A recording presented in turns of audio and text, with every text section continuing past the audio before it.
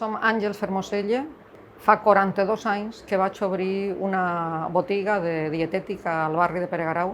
Jo sempre dic que aquest barri és un barri que comercialment, t'estic xerrant de fa més de 30 anys, pràcticament no li faltava de res. Únicament li faltava una llibreria. I quan va arribar Norma ja teníem la llibreria. Després hem anat perdent moltes coses hem perdut, per desgràcia, però aquesta és la nostra realitat avui en dia. La meva vinculació amb el barri, tant a nivell personal, de viure aquí amb la meva família, com de la implicació comercial per la meva botiga, s'ha materialitzat també en el que és la meva activitat de lluita ciutadana durant molts d'anys.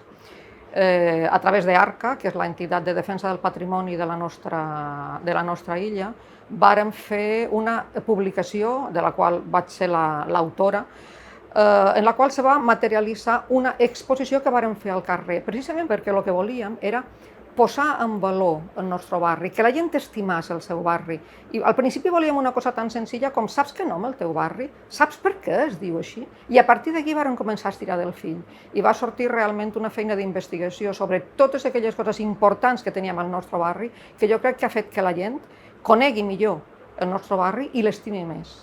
I això és el més important en aquest moment perquè la ciutadania s'impliqui en la conservació i en la millora de la seva ciutat.